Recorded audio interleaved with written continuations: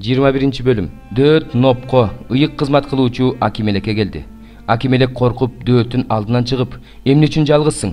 Эмне үчүн жаныңда эч ким жок?" деп сурады.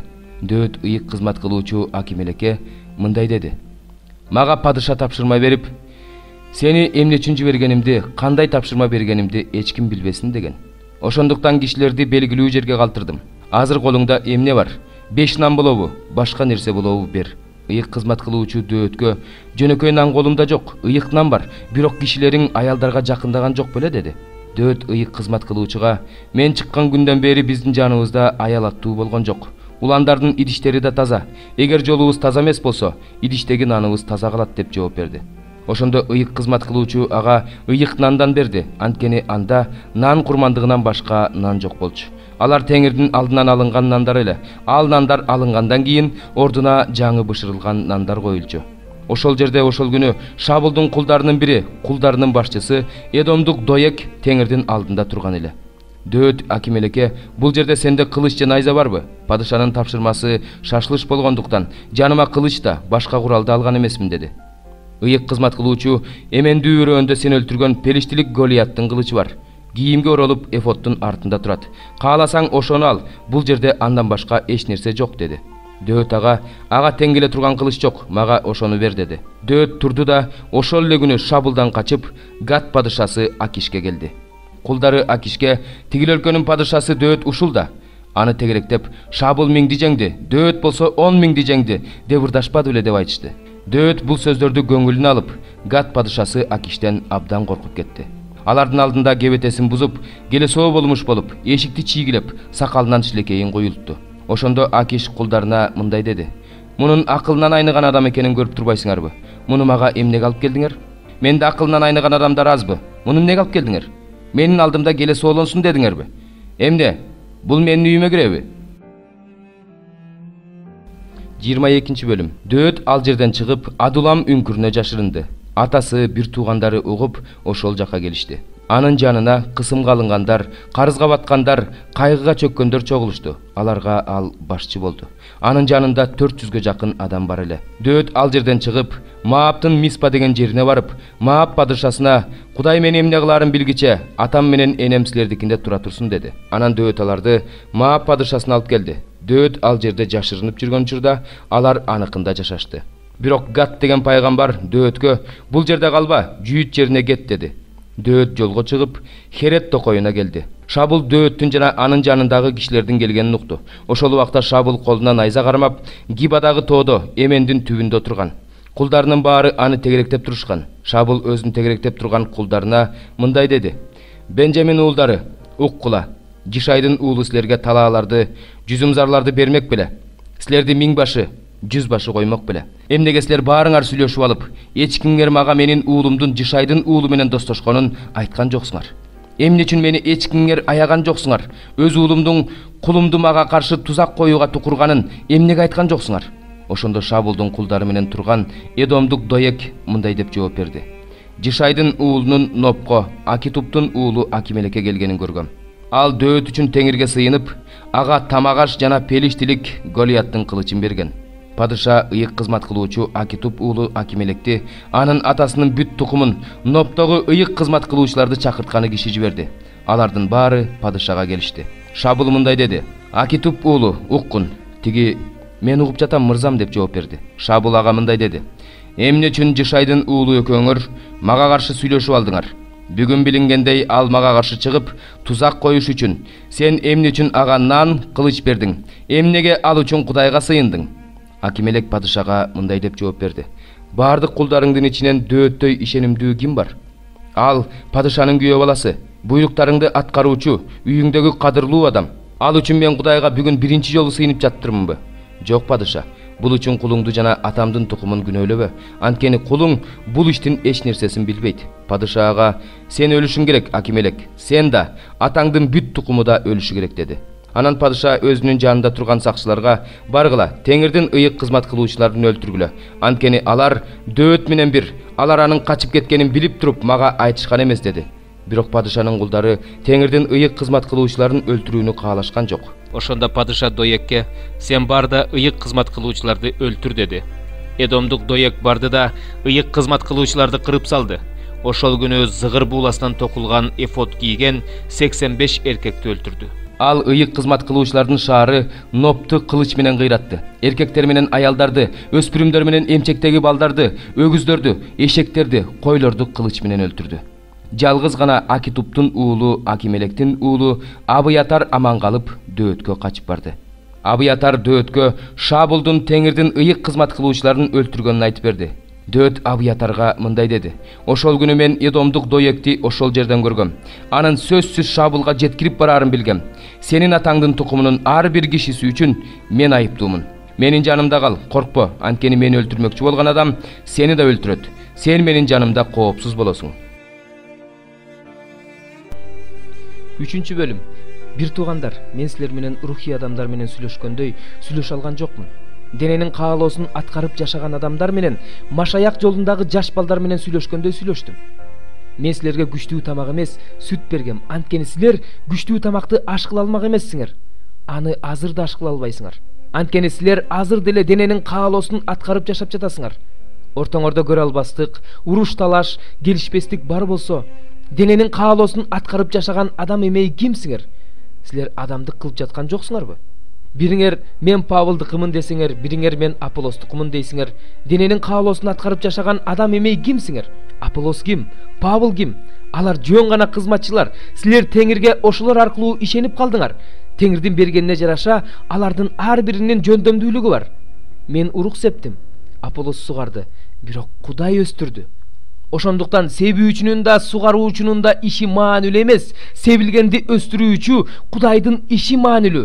Себүүчү менен сугаруучунун эмгеги бирдей, бирок ар бири өз эмгегине жараша акысын алат. Биз Кудайдын кызматташтарыбыз, силер болсо Кудайдын эгин талаасы жана Кудайдын имаратысыңар. Кудайдын мага көрсөткөн ырайымы менен мен акылдуу куруучу катары пайдубал салдым. Башка бирөө ошол пайдубалдын үстүнө куруп жатат.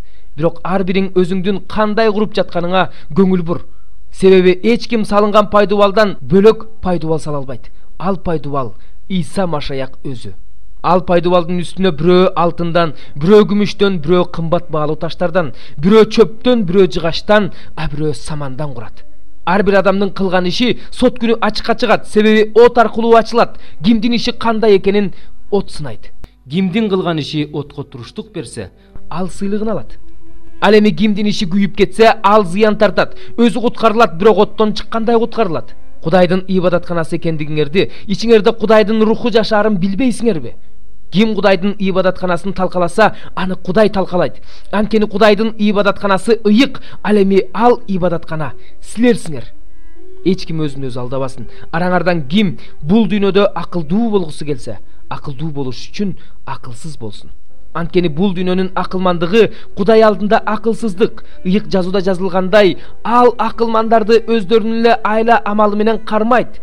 Ошондой эле Кудай акылмандардын ою курой экендигин билет деп жазылган. Ошондуктан эч кимиңер адам менен мактанбагыла, анткени баары силердики. Павылда, Аполлоста, Кейфада, дүйнөдө, өмүрдө, өлүмдө, азыркы учурда, келечекте баары силердики. Силер болсо Машаяктыкысыңар. Машаяк Кудайдыкы. Жезекиел 1 бөлүм. Мындай болду. 30-жылдын 4-айынын 5-күнү Кебар дарыясынын жанында көчүрүлгөндөрдүн арасында жүргөндө асман ачылды.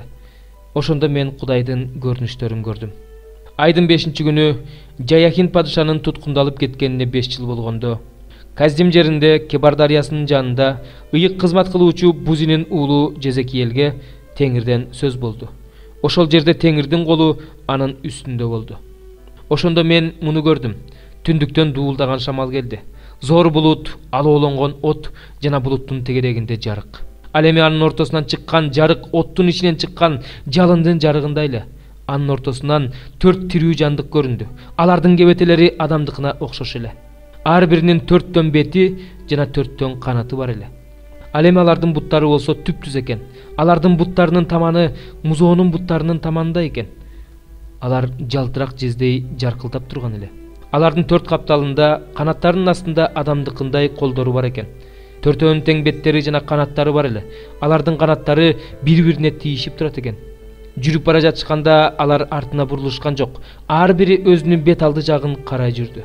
Алардын беттеринин окшоштугу болсо мындай: аларда адамдын бети, төртөөнүн тең оң жагында арстандын бети, төртөөнүн тең сол жагында буканын бети, төртөөнүндө тең бүркүттүн бети бар эле. Алардын беттери да, алардын канаттары да жогору жагынан бөлүнгөн, бирок ар биринин эки канаты бири-бирине тийишип турат экен. Ал эми калган эки канаты алардын денелерин жаап турат экен. Алардын ар бири өзүнүн бет алды жагын карай жүрдү. Рух кайда кааласа, ошол жака жүрүштү. Жүрүп бара жатышканда алар артына бурулушкан жок. Бул жаныбарлардын сырткы көрүнүшү күйүп жаткан көмүрдүн көрүнүшүндөй, чырагдандын көрүнүшүндөй экен. От жаныбарларды аралап жүрдү. Оттон жаркыроо жана чагылган чыгып турду. Жаныбарлар чагылган жаркылдагандай тиги жака да, бул жака да тез жылып жүрүштү. Мен жаныбарларды карап турдум.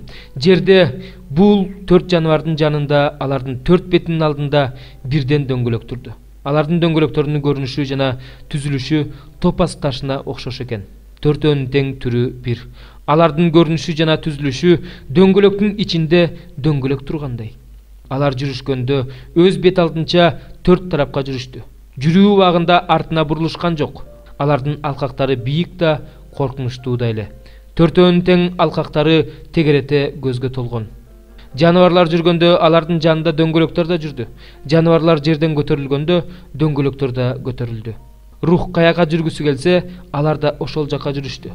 Рух кайда барбасын, дөңгөлөктөр да алар менен бирдей көтөрүлдү. Анткени жаныбарлардын руху дөңгөлөктөрдө эле. Тигилер жүргөндө булар да жүрүштү. Тигилер токтогондо булар да токтошту. Тигилер жерден көтөрүлгөндө дөңгөлөктөр да алар менен бирдей көтөрүлдү. Анткени жаныбарлардын руху дөңгөлөктөрдүн ичинде эле. Жаныбарлардын баштарынын үстүндөгү көмкөрүлгөн асманга окшогон нерсе укмуштуу кристалдай эле. Ал жогорудан алардын баштарынын үстүнө жайылып турду. Ал эми көмкөрүлгөн асмандын астында алардын канаттары бири-бирине түз жайылып турду. Ар биринин өздөрүн жапкан экиден канаты бар эле. Ар биринин эки канаты денелерин жаап турду. Алар жүргөндө канаттарынын дабышын уктум. Ал дабыш чоң суулардын дабышындай, кудуреттүүнүн үнүндөй, аскер кошуунунун чуусундай эле. Алар токтогондо канаттарын түшүрүп коюп жатышты. Алар токтоп канаттарын түшүрүшкөндө алардын баштарынын үстүндөгү көмкөрүлгөн асмандан үн чыкты. Алардын баштарынын үстүндөгү көмкөрүлгөн асмандын үстүндө болсо жакут таштан жасалган тактыга окшош нерсе бар эле. Ал эми тактыга окшош нерсенин үстүндө адамга окшош бирөө отурган. Мен анын ичинен тегерете чыгып жаткан от сыяктуу жалындаган металлга окшош нерсени көрдүм. Анын белинен өйдө жана белинен ылдый кандайдыр бир отту көрдүм. Анын айланасы жаркырап турду. Жамгыр жаап жатканда булут бетиндеги көк желенин көрүнүшү кандай болсо, анын тегерегиндеги жаркырактын көрүнүшү да ошондой эле. 37 забур. Дөөттүн забуру эске түшүрүү үчүн. Теңир, мени каарданып жатканыңда ашкерелебе, ачууланып жатканыңда жазалаба. Анткени сенин жебелериң денеме сайылып турат. Сенин мага тийген колуң оор болуп жатат. Сенин каарыңдан денемдин бир да соо жери жок. Күнөөлөрүмдөн сөөктөрүмдө тынчтык жок. Анткени менин мыйзамсыз иштерим өзүмдүн башымдан ашып кетти. Оор жүк сыяктуу мага салмагын салып турат. Акылсыздыгымдан жараларым ириңдеп сасып жатат. Мен бүкүрөйүп таптакыр башымды көтөрө албай калдым.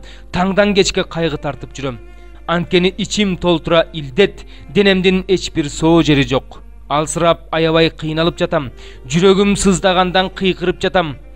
Теңир, менин бардык тилеген тилегим өзүңдүн алдыңда турат. Менин онтогонум да сенден жашыруун эмес. Жүрөгүм титиреп жатат.